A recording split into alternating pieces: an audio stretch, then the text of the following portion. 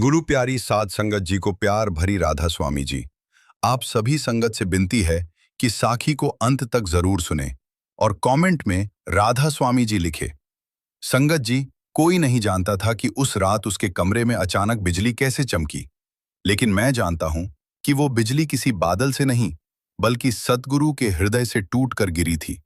और जिस पर गिरी वो साधारण मनुष्य नहीं था, बल्कि एक ऐसा तड़पता हुआ प्राणी था जिसकी रूह सालों से पुकार रही थी कि कब आओगे, कब बुलाओगे, कब मेरी सांसों को अपने नाम से जोड़ोगे। सुनो भाई, सुनो बहन, ये साखी उस व्यक्ति की है जिसने जीवन भर सोचा कि वो अकेला है, जिसने हर सुबह आईने में अपनी थकी हुई आंखों को देखा और सोचा कि शायद अब कोई उम्मीद नहीं बची।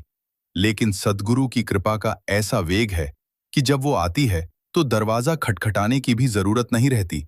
वो तो ऐसे आती है जैसे बरसात के बाद सूखी धरती पर नदी अचानक उमड़ पड़े। वो व्यक्ति जिसका नाम हम प्रेम से कान्हा कहेंगे, एक छोटे से कस्बे में रहता था जहां लोग सुबह उठते थे, अपने धंधे पर चले जाते थे, शाम को थक कर लौटते थे और फिर वही दोहराते थे। लेकिन कान्हा के भीतर कुछ और ही चल रहा था। उसके मन में हमेशा एक सन्नाटा था जो शोर से भी ज्यादा दर्द देता था। एक खालीपन था जिसे वो कभी भर नहीं पाया था। उसने दुनिया की हर चीज को आजमाया था। उसने सोचा था कि पैसे से खुशी मिलेगी, रिश्तों से सुकून मिलेगा, नाम से शान मिलेगी। लेकिन हर बार वो उसी अधूरेपन के कुएं में गिर गया था। उसके पिता ने उसे पढ़ाया लिखाया, बड़ा आदमी बनाया, शहर भेजा, नौकरी दिलवाई, लेकिन उसके मन की पीड़ा किसी ने नहीं समझी, क्योंकि वो पीड़ा इस दुनिया की नहीं थी। वो तो उस मूल घर से बिछड़ने की थी जहां से हर आत्मा आती है और जहां लौटने को उसकी हर सांस बेचैन रहती है। एक दिन ऐसा आया कि कान्हा अपनी नौकरी से छुट्टी लेकर अपने पुराने घर लौट आया। उसने सबको बताया कि उसे बहुत थकान हो गई है, लेकिन असल में वो उस थकान से थक गया था जो थकान भी नहीं कहलाती। वो तो एक आंतरिक भूख थी जो कोई रोटी नहीं मिटा सकता था। उसकी माँ रोज उससे कहती, बेटा मंदिर चला जा, भगवान का नाम ले। लेकिन कान्हा ने देखा था कि बाहरी नाम लेने से भीतर की वो आग नहीं बुझती।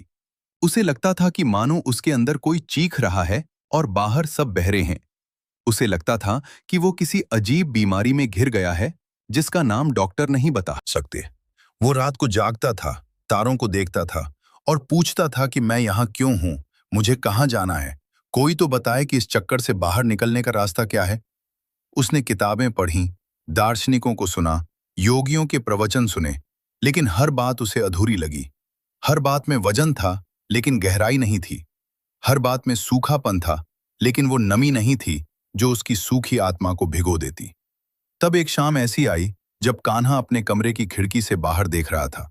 बारिश हो रही थी और बूंदें कांच पर टकरा कर बह रही थीं। उसने महसूस किया कि उसके भीतर भी ऐसा ही कुछ बह रहा है। आंसू नहीं बह रहे थे, लेकिन एक अदृश्य पीड़ा बह रही थी। तभी अचानक उसकी नजर सड़क पर चलते एक बूढ़े आदमी पर पड़ी। वो आदमी साधारण कपड़े पहने था, कोई चोगा नहीं, कोई तिलक नहीं, कोई माला हाथ में नहीं, बस एक छड़ी टेके हुए चुपचाप चला जा रहा था। लेकिन उसकी चाल में कुछ ऐसा था, उसके कदमों में कुछ ऐसा था कि कान्हा की सांसें थम गई।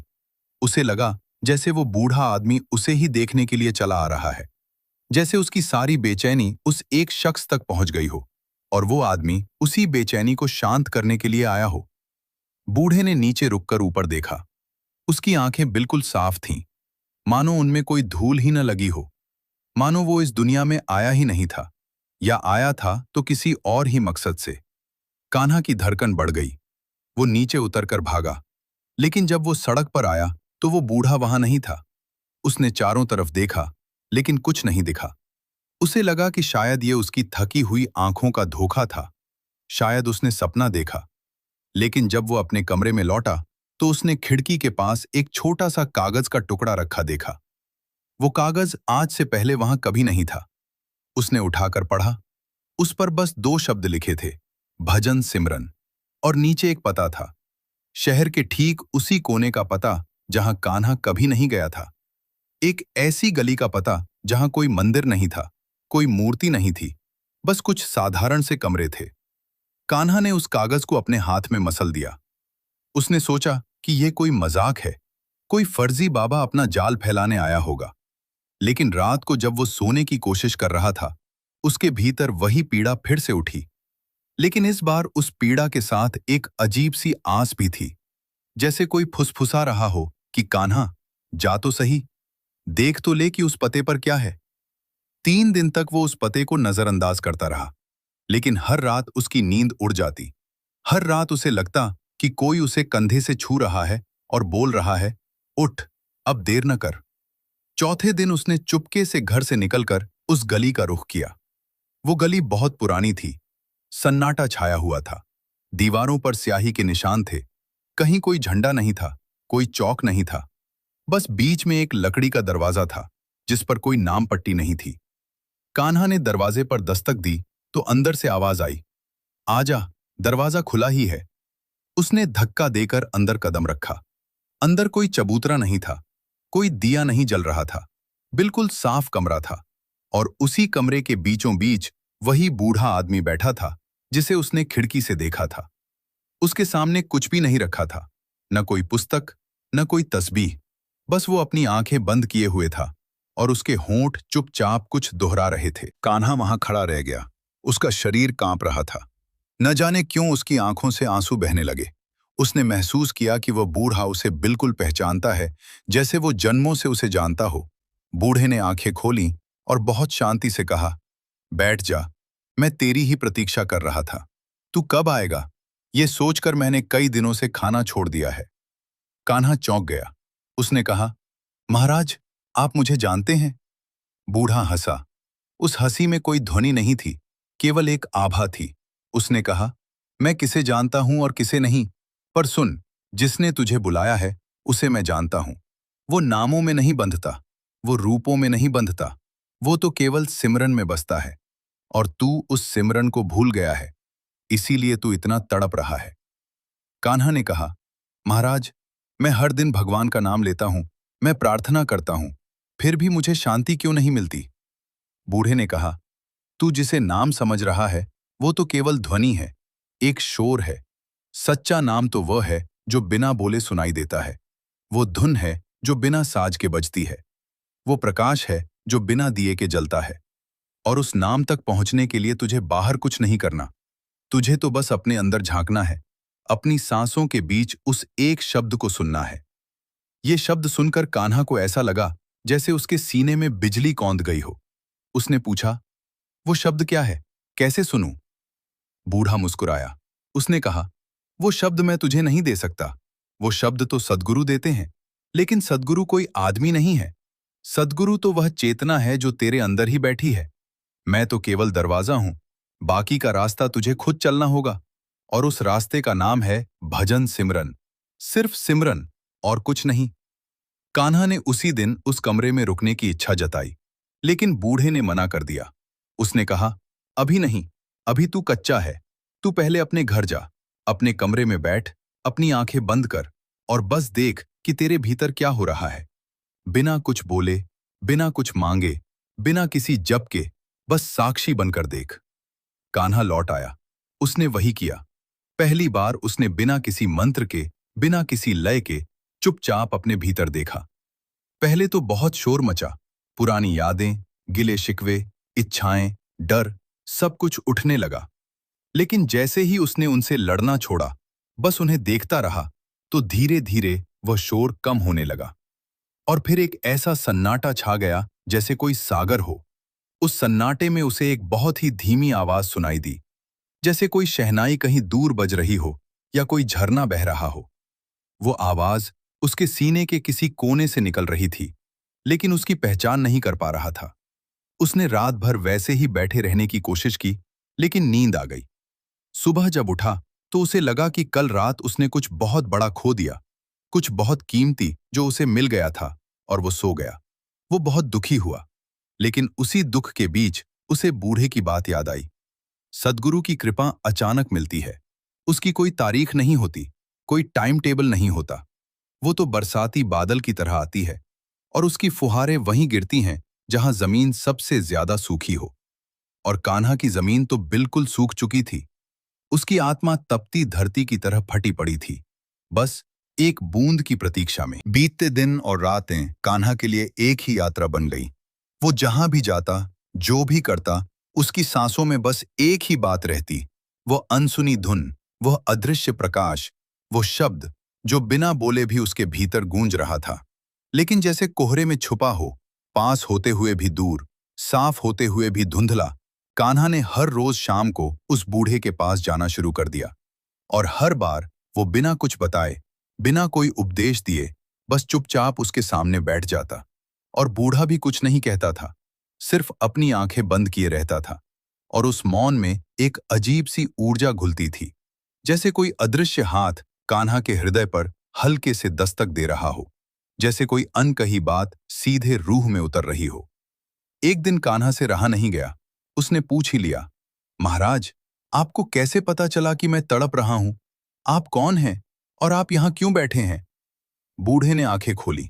उन आंखों में वही अथाह शांति थी।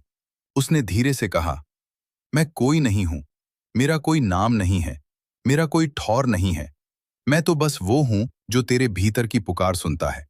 जब तू रातों को बिस्तर पर करवटें बदलता था, जब तू अपने सीने पर हाथ रखकर सोचता था कि ये दर्द क्यों है, तब तेरी हर करवट मेरे कानों तक पहुंचती थी, क्योंकि मैं तेरे भीतर ही बैठा था। लेकिन तूने बाहर ढूंढा, तूने मंदिरों में ढूंढा, तूने किताबों में ढूंढा, तूने गुरुओं के चरणों में ढूंढा, पर मैं तो तेरे दिल की गहरी गुफा में छिपा था, और तूने उस गुफा में कभी दिया जलाया ही नहीं। कान्हा के आंसू छलक पड़े। उसने कहा, तो क्या मैं तुम्हें सद्गुरु मान लूं? बूढ़ा जोर से हंसा। उस हंसी में इतनी मिठास थी कि कान्हा को लगा जैसे कोई सारा बोझ उतार रहा है। बूढ़े ने कहा, सद्गुरु कोई शरीर नहीं है बेटा, ये शरीर तो एक खोल है, एक मिट्टी का ढेला है।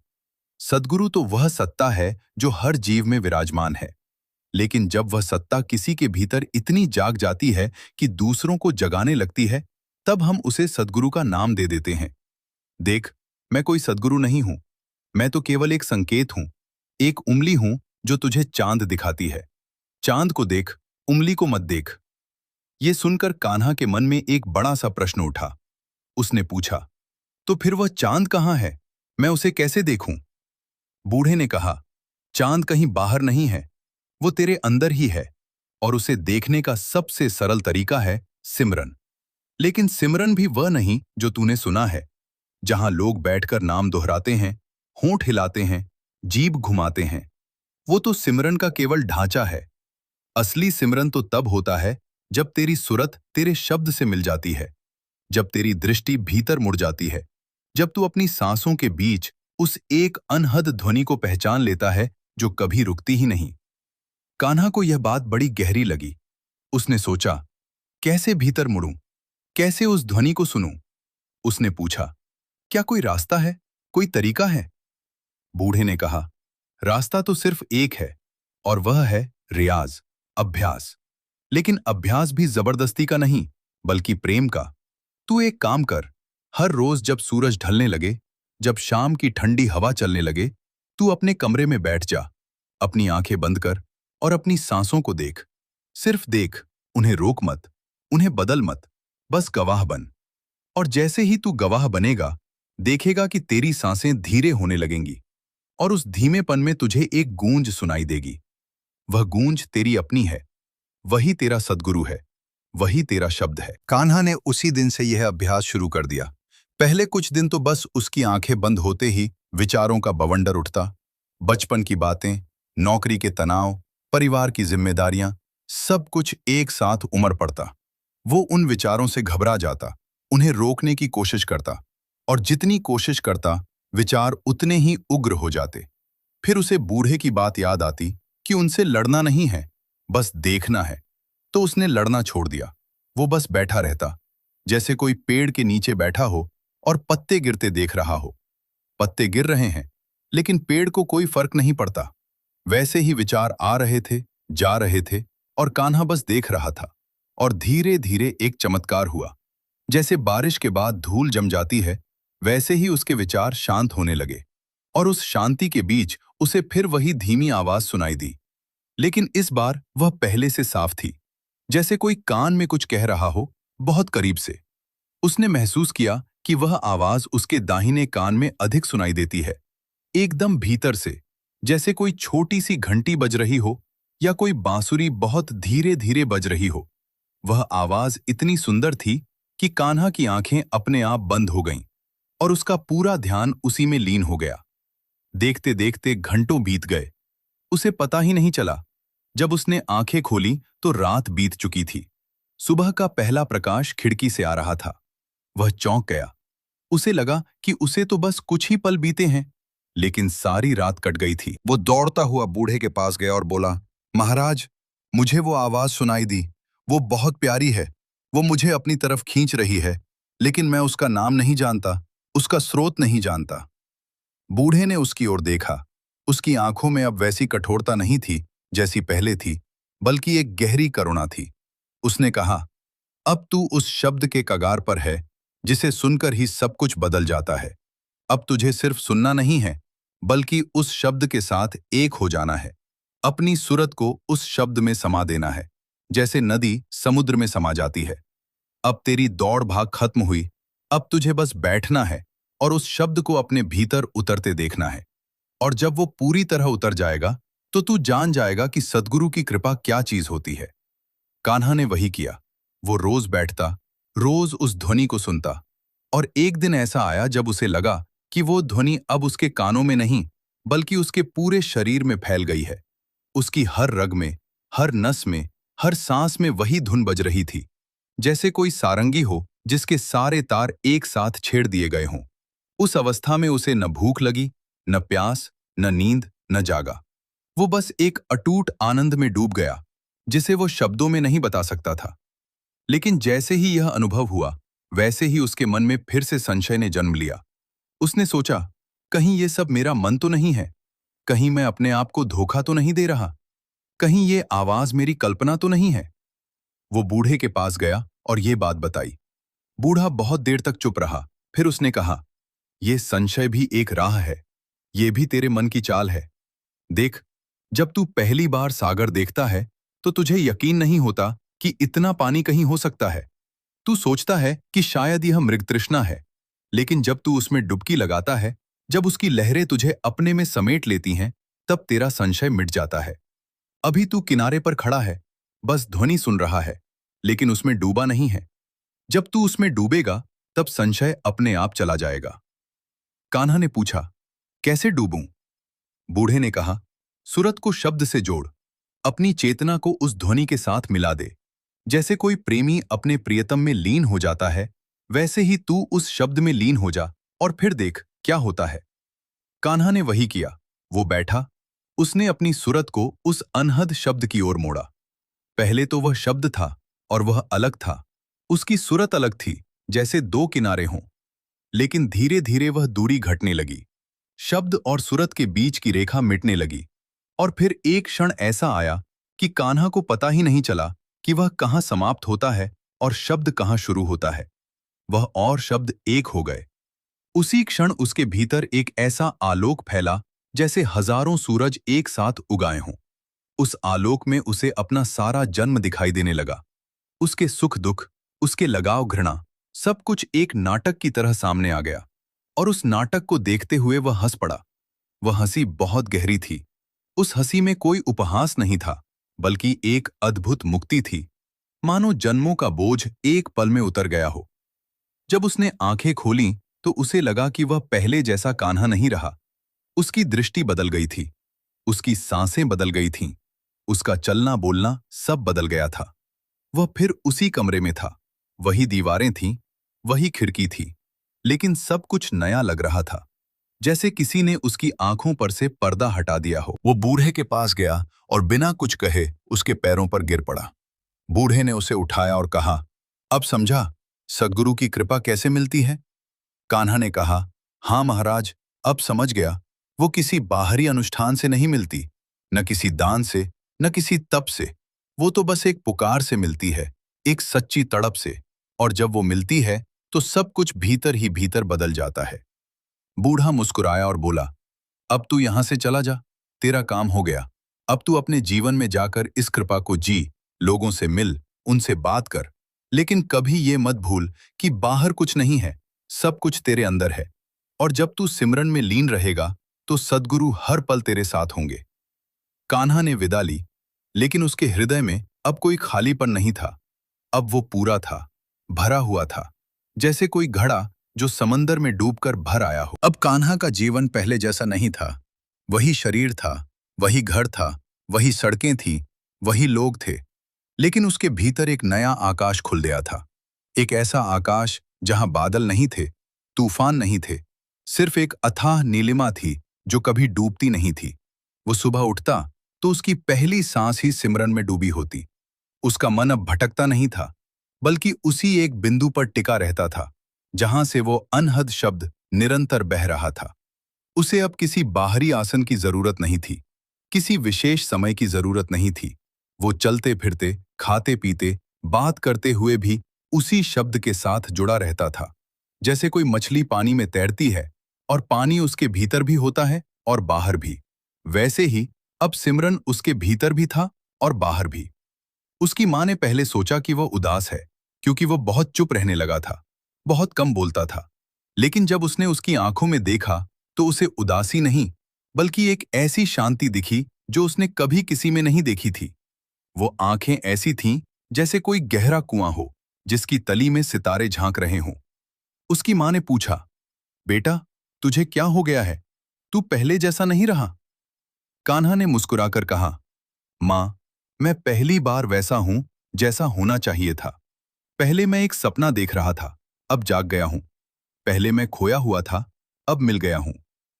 माँ को बात समझ में नहीं आई, लेकिन उसने अपने बेटे की आंखों की चमक देखी और वो चुप हो गई, क्योंकि कभी-कभी समझ से बड़ी चीज महसूस करना होता है। कान्हा ने फिर से नौकरी पर जाना शुरू कर दिया, लेकिन अब वो पहले जैसा कर्मचारी नहीं था। वो अपने काम को पूरी शिद्दत से करता था, लेकिन उसके मन में कोई तनाव नहीं था, कोई चिंता नहीं थी, कोई भविष्य का डर नहीं था। उसके सहकर्मी हैरान थे कि यह आदमी जिसे पहले हर बात पर टेंशन हो जाती थी, अब कैसे इतना शांत हो गया है। उन्होंने पूछा तो कान्हा ने कहा, मैंने पाया है कि जब तुम अपने अंदर उस एक को पकड़ लेते हो, तो बाहर की सारी हलचल तुम्हें हिला नहीं सकती।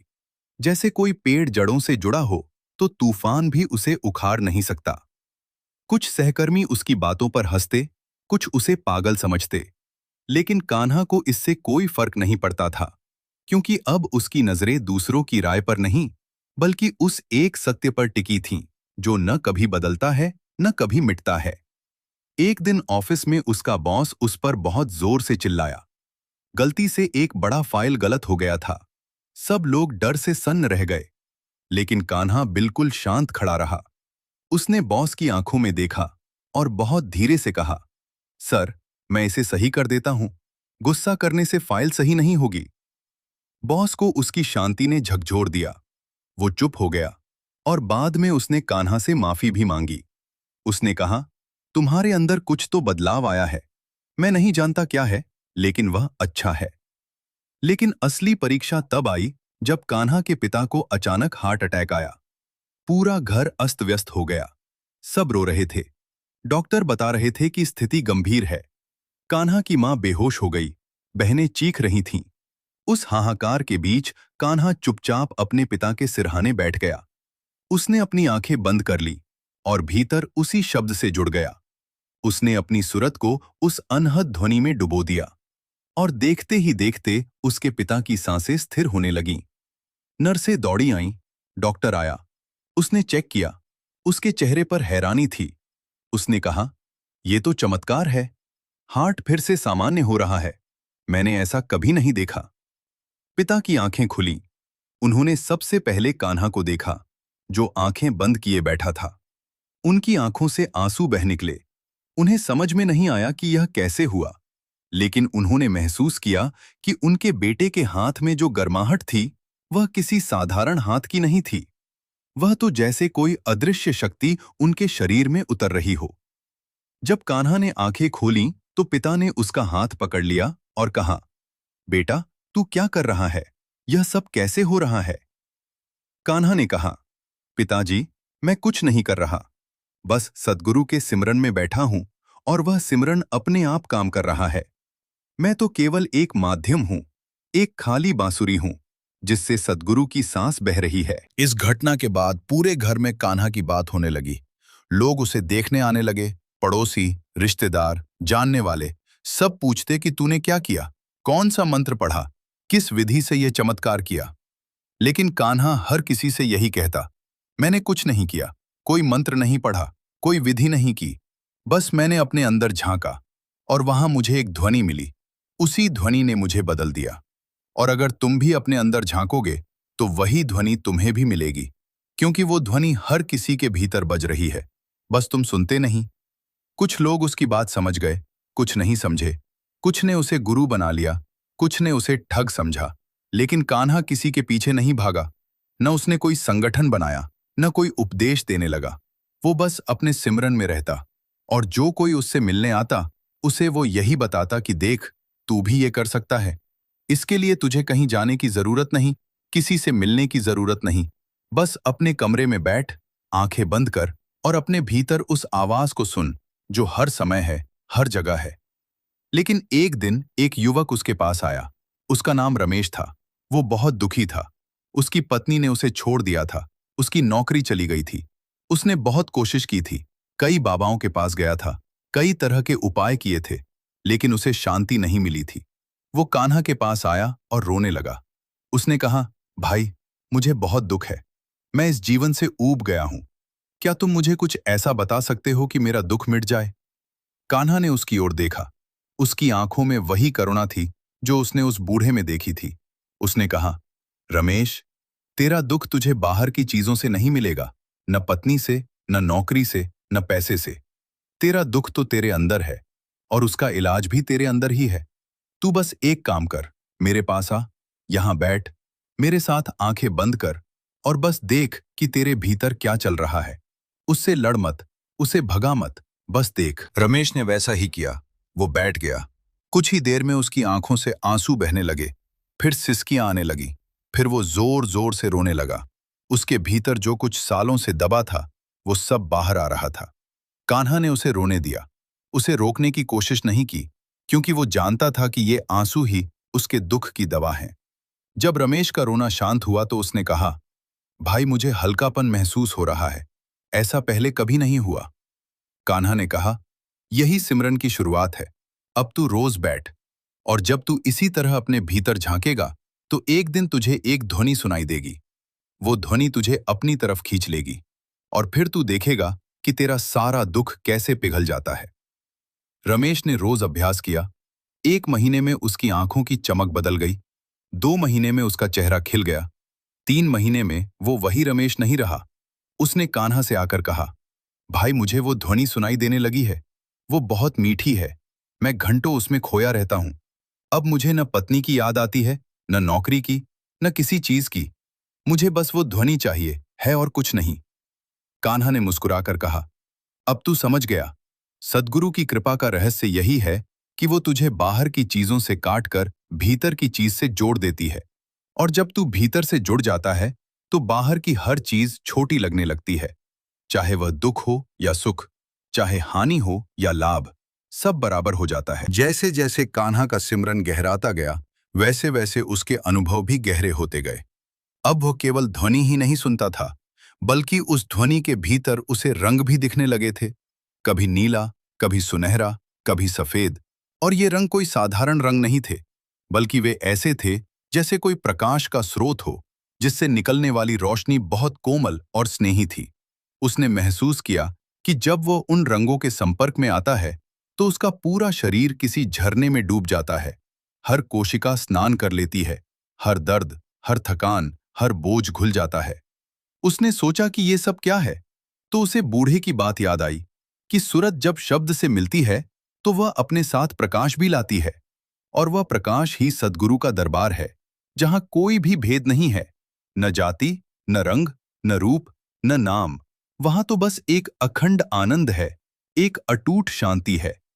कान्हा ने उसी बूढ़े से मिलने की बहुत कोशिश की, लेकिन जब वह उस गली में गया तो उसने देखा कि वह दरवाजा गायब था। जहां लकड़ी का दरवाजा था, वहां एक पक्की दीवार थी। पता ही नहीं चल रहा था कि दरवाजा कहां था। उसने आसपास के लोगों से पूछा, तो किसी ने उस बूढ़े को कभी देखा ही नहीं था। किसी को उस गली में कोई कमरा याद नहीं था। कान्हा समझ गया कि वह बूढ़ा कोई साधारण इंसान नहीं था। वह तो सद्गुरु का ही एक रूप था, जो उसे जगाने के लिए थोड़ी देर के लिए आया था। और जब उसका काम हो गया तो वह चला गया। जैसे सुबह का तारा डूब जाता है, पर उसकी रोशनी दिन में बदल जाती है। अब कान्हा पूरी तरह से अकेला था, लेकिन उसे अकेलापन नहीं लगता था, क्योंकि वह जिस शब्द से जुड़ गया था, वह शब्द ही उसका साथी था, उसका मित्र था, उसका गुरु था, उसका घर था। वह रात को सोता तो उसी ध्वनि के सहारे सोता। सुबह उठता तो वही ध्वनि पहले से बज रही होती, मानो कभी बंद ही नहीं हुई थी।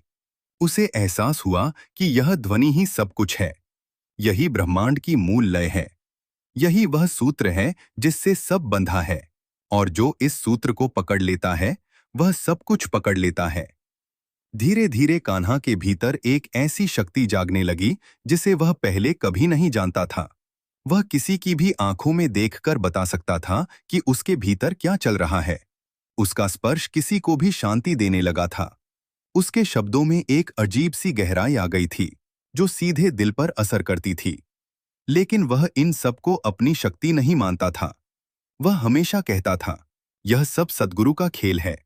मैं तो बस एक खिलौना हूं, जिसे वह जैसे चाहता है वैसे नचाता है। मुझे इसमें किसी बड़ाई का कोई मौका नहीं है। एक बार एक बहुत बीमार बच्चा उसके पास लाया गया। बच्चे को कई महीनों से बुखार था। डॉक्टर हार गए थे। माँ बाप रो रो कर बेहाल थे। उन्होंने कान्हा से प्रार्थना की। कान्हा ने बच्चे को अपनी गोद में लिया, उसकी आंखें बंद कर लीं और भीतर उसी शब्द से जुड़ गया। उसने अपनी सूरत को उस प्रकाश में डुबो दिया और फिर उस प्रकाश को अपने हाथों से बच्चे के शरीर में उतारने का संकल्प किया। कुछ ही पलों में बच्चे का बुखार उतर गया। बच्चे ने आंखें खोली और मुस्कुराया। माँ बाप के आंसू थम गए। वे कान्हा के पैरों पर गिर पड़े, लेकिन कान्हा ने उन्हें उठाया और कहा, मुझे मत प्रणाम करो। उसको प्रणाम करो जिसने यह सब किया, और वह तुम्हारे भीतर ही है। तुम बस उसे जगाओ और सब ठीक हो जाएगा। लेकिन ये सब देखकर कुछ लोगों को जलन होने लगी।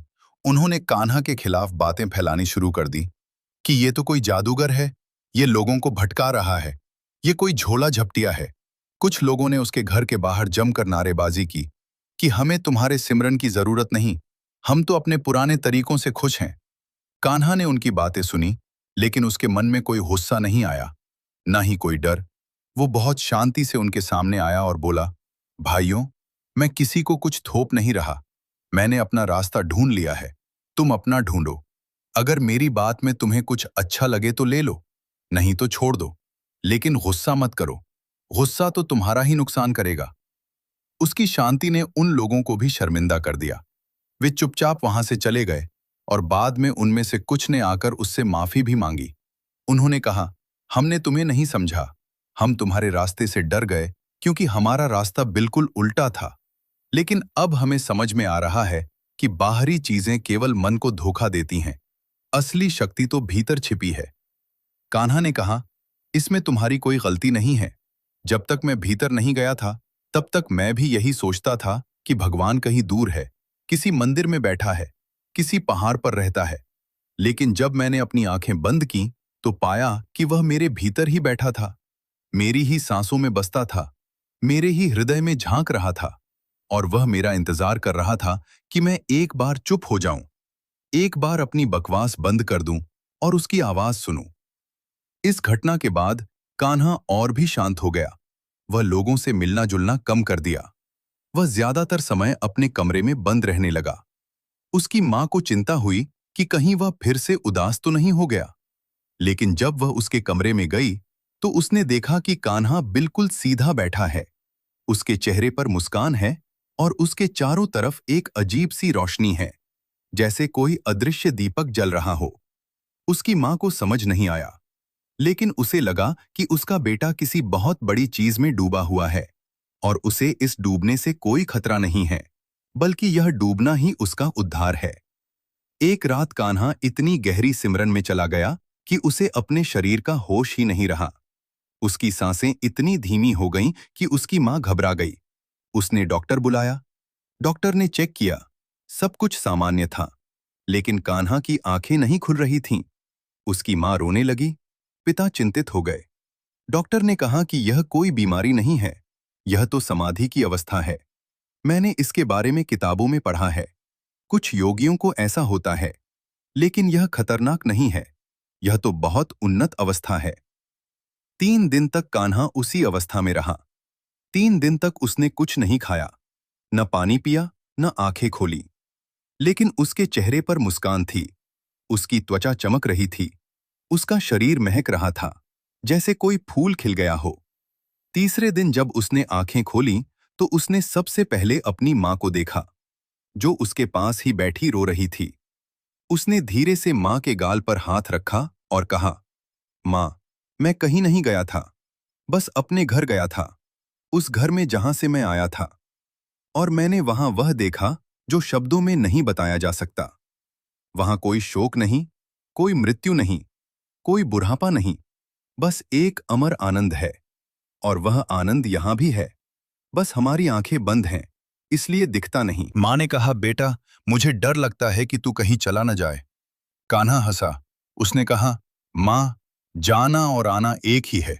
जो पैदा हुआ है वो मरेगा, लेकिन जो इस शरीर के भीतर है वो न कभी पैदा हुआ न मरेगा। वो तो सदा था, सदा है, सदा रहेगा। और मैं अब उससे जुड़ गया हूं, इसलिए मुझे न आने का डर है न जाने का, बस हूं, और ये होना ही सब कुछ है। मां को वो बात पूरी तरह समझ में नहीं आई, लेकिन उसने महसूस किया कि उसका बेटा अब कोई साधारण मनुष्य नहीं रहा, वो कुछ और ही हो गया है। कुछ ऐसा जिसे वो पहचानती तो थी, लेकिन अब वो उसे पहले जैसा नहीं पा सकती थी। जैसे कोई तितली अपना कोकून छोड़कर उड़ जाती है, तो उसे पहचानना मुश्किल हो जाता है कि ये वही थी जो कभी रेंगती थी। कान्हा अब अपने परिवार के साथ तो रहता था, लेकिन वो उनसे बिल्कुल अलग था। उसकी हरकतें, उसकी बातें, उसकी नजरें, सब कुछ अलग था। वो कभी कभी घंटों बिना कुछ कहे दीवार की तरफ देखता रहता, और जब कोई उससे पूछता, क्या देख रहे हो, तो वो कहता, वही देख रहा हूं जो हमेशा है, लेकिन तुम नहीं देख पाते, क्योंकि तुम्हारी नजरें बाहर लगी हैं। मैंने अपनी नजरें भीतर कर ली हैं। अब मैं भीतर जो देखता हूं, वो बाहर भी वैसा ही दिखता है, क्योंकि बाहर कुछ भी नहीं है, सब कुछ भीतर का ही प्रतिबिंब है। वर्षों बीत गए। कान्हा अब जवान नहीं रहा।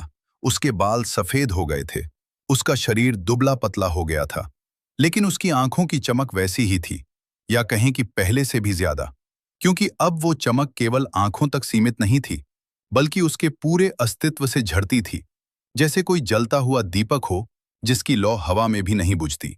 उसके पास अब बहुत से लोग आते थे, लेकिन वो किसी को अपने पास नहीं रोकता था। वो सबको यही बताता था कि देखो, जो मैंने पाया है वो तुम भी पा सकते हो।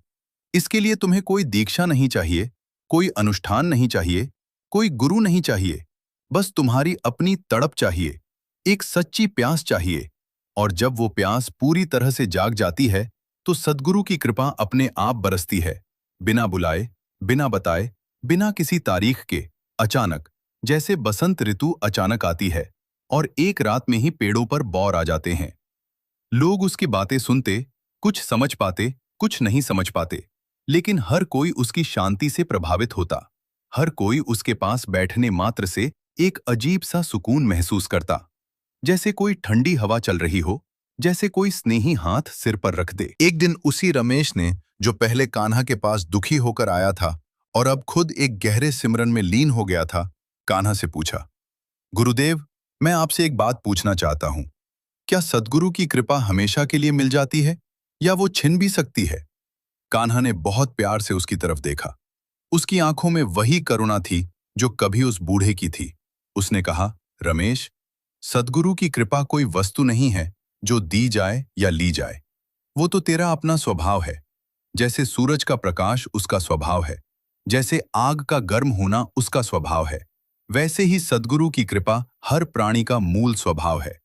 लेकिन जब तू अपने ऊपर गंदगी की परतें चढ़ा लेता है, तो वो प्रकाश ढक जाता है, और जब तू सिमरन के पानी से उन परतों को धोता है, तो वो प्रकाश फिर से चमकने लगता है।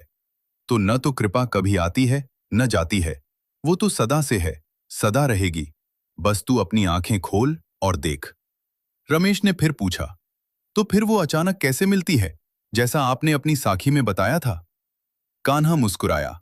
उसने कहा, देख, जब तू सालों से अंधेरे कमरे में बंद है और कोई एकाएक दरवाजा खोलकर बिजली जला देता है, तो तुझे लगता है कि प्रकाश अचानक आ गया। लेकिन असल में प्रकाश तो वहां पहले से ही था, बस दरवाजा बंद था। इसी तरह सद्गुरु की कृपा तेरे भीतर पहले से है, बस तूने अपने अहंकार का दरवाजा बंद कर रखा है। और जब वो दरवाजा टूटता है तो तुझे लगता है कि कृपा अचानक मिली, लेकिन वो तो सदा से तेरे संग थी। तू ही उससे दूर था, वह तुझसे कभी दूर नहीं थी। रमेश की आंखों से आंसू बह निकले। वह बोला, गुरुदेव, अब मैं समझ गया। सद्गुरु की कृपा कोई बाहरी चीज नहीं है, न किसी दिन मिलती है, न किसी तारीख पर। वह तो हर पल बरस रही है, बस हमारी नजरें बाहर हैं, इसलिए दिखती नहीं। और जैसे ही हम अपनी नजरें भीतर मोड़ते हैं, वैसे ही हम देखते हैं कि वह पहले से ही हमारे भीतर मौजूद है। कान्हा ने कहा, अब तू ठीक कह रहा है। अब तू उस बिंदु पर पहुंच गया है जहां से आगे की यात्रा सिर्फ विस्मय है, सिर्फ आश्चर्य है, सिर्फ चुप है। अब तुझे कोई साखी सुनाने की जरूरत नहीं। अब तू खुद एक साखी बन चुका है। अब तू जाकर लोगों से यही कहे कि देखो, मैं वही हूं जो तुम हो। मेरे भीतर जो है वही तुम्हारे भीतर है। बस फर्क इतना है कि मैंने अपने भीतर देखा और तुम बाहर देख रहे हो। यही एकमात्र फर्क है। और यह फर्क भी कोई फर्क नहीं है, क्योंकि जब तुम भी भीतर देखोगे तो यह फर्क मिट जाएगा। कान्हा के जीवन की अंतिम घटना बहुत सरल थी। एक दिन वो अपने कमरे में बैठा था। उसने अपनी माँ से पानी मांगा। माँ ने पानी लाकर दिया। उसने एक घूंट पिया, फिर मुस्कुराया और अपनी आंखें बंद कर ली। माँ ने सोचा कि वो सिमरन में लीन हो गया है। वो चुपचाप बाहर चली गई। कुछ घंटे बाद जब वो लौटी तो कान्हा की सांसें बंद थीं। उसका शरीर ठंडा था, लेकिन उसके चेहरे पर वही मुस्कान थी, वही शांति थी, जैसे कोई बच्चा माँ की गोद में सो गया हो। पूरे गांव में खबर फैल गई। लोग इकट्ठा हो गए। कोई रो रहा था, कोई उसके चरण स्पर्श कर रहा था, कोई उसके शरीर को आखिरी बार देख रहा था। लेकिन सबके मन में एक ही बात थी कि यह व्यक्ति जीते जी हमारे बीच रहा, लेकिन हमेशा कहीं और था, कहीं बहुत दूर, कहीं बहुत ऊंचा। और अब वह उसी दूर और ऊंचे में विलीन हो गया है। उसकी मां ने कहा, मेरा बेटा चला गया, लेकिन उसने मुझे वह रास्ता दिखा दिया है जिस पर चलकर मैं भी उससे मिल सकती हूं। अब मैं भी उसी सिमरन में बैठूंगी, उसी शब्द को सुनूंगी, उसी प्रकाश को देखूंगी जैसा उसने किया था। और उसने वैसा ही किया। वो रोज बैठने लगी। पहले तो उसे कुछ समझ नहीं आया, लेकिन धीरे धीरे उसके भीतर भी वही ध्वनि गूंजने लगी, वही शांति छाने लगी। और एक दिन उसने अपने बेटे को अपने भीतर ही पाया, जीवित, चमकता हुआ, मुस्कुराता हुआ। तब उसे समझ में आया कि जो सद्गुरु की कृपा से एक बार जग जाता है, वो कभी मरता नहीं। वो तो बस एक शरीर छोड़ता है और दूसरे में प्रवेश करता है। नहीं, दूसरे में नहीं, बल्कि हर किसी के भीतर जो उसे सच्चे मन से पुकारता है, जो उस सिमरन में डूब जाता है, जो अपनी सुरत को उस शब्द में समा देता है। तो यह है साखी, यह है सच्ची घटना, जो हमने अपनी आंखों से देखी, अपने कानों से सुनी और अपने हृदय से अनुभव की। और आज हम तुमसे यही कहते हैं कि सद्गुरु की कृपा अचानक मिलती है, लेकिन उस अचानक के लिए तुम्हारे अंदर एक लंबी तड़प चाहिए, एक सच्ची प्यास चाहिए। और जब वह प्यास अपने चरम पर पहुंचती है, तो वह कृपा बिना बताए, बिना बुलाए ऐसे आती है जैसे कोई माँ अपने रोते हुए बच्चे की पुकार सुनकर दौड़ी आती है। फिर वह देर नहीं करती, फिर वह रुकती नहीं, फिर वह सोचती नहीं कि यह बच्चा काबिल है या नहीं। वह तो बस दौड़ती है और बच्चे को अपनी गोद में भर लेती है। यही सद्गुरु की ममता है, यही उसकी कृपा है। और इस कृपा को पाने के लिए तुम्हें बस एक ही काम करना है। अपने कमरे में जाओ, दरवाजा बंद करो, आंखें बंद करो और अपने भीतर उस शब्द को सुनो जो हर समय बज रहा है। वही तुम्हारा सद्गुरु है, वही तुम्हारा सिमरन है, वही तुम्हारा घर है। और जब तुम उससे जुड़ जाओगे तो तुम्हें पता चलेगा कि तुम कभी अकेले नहीं थे, कभी खोए हुए नहीं थे। तुम तो हमेशा उसी की गोद में बैठे थे, बस सो रहे थे। अब जाग जाओ, बस जाग जाओ। यही सबसे बड़ी साखी है, यही सबसे बड़ी कृपा और है। इसी के साथ हम इस साखी को विराम देते हैं। लेकिन यह विराम केवल शब्दों का है। असल में ये साखी हर उस व्यक्ति के भीतर चलती रहेगी जो सच्चे मन से सिमरन में बैठेगा, जो अपनी सुरत को शब्द से जोड़ेगा, जो सद्गुरु की कृपा को अपने जीवन में उतारेगा। क्योंकि यह कोई कहानी नहीं है, यह कोई कल्पना नहीं है, ये तो सच्चाई है, हर पल होने वाली सच्चाई। बस हमें उसे देखने की आंखें चाहिए, और वह आंखें हमें सिमरन ही दे सकता है, और कुछ नहीं। तो आज से ही, इसी क्षण से बैठ जाओ, आंखें बंद करो और सुनो। वो शब्द तुम्हारी प्रतीक्षा कर रहा है, वो प्रकाश तुम्हारे द्वार पर खड़ा है। बस तुम एक बार चुप हो जाओ, बस एक बार अपनी बकवास बंद कर दो, और वह तुम्हारे भीतर उतर आएगा। फिर तुम्हें किसी साखी की जरूरत नहीं रहेगी, क्योंकि तुम खुद एक जीवित साखी बन जाओगे, जिसे देखकर लोगों के अंधेरे छट जाएंगे। और यही सद्गुरु की सबसे बड़ी कृपा है कि वह तुम्हें अपना रूप बना देता है, अपना ही दर्पण बना देता है, ताकि तुम में देखकर हर कोई अपना सच देख सके। संगत, अगर आपको साखी अच्छी लगी हो तो लाइक करें और कमेंट बॉक्स में राधा स्वामी जी लिखे। अपने दोस्तों और सत्संगी भाइयों को जरूर शेयर करें। राधा स्वामी जी।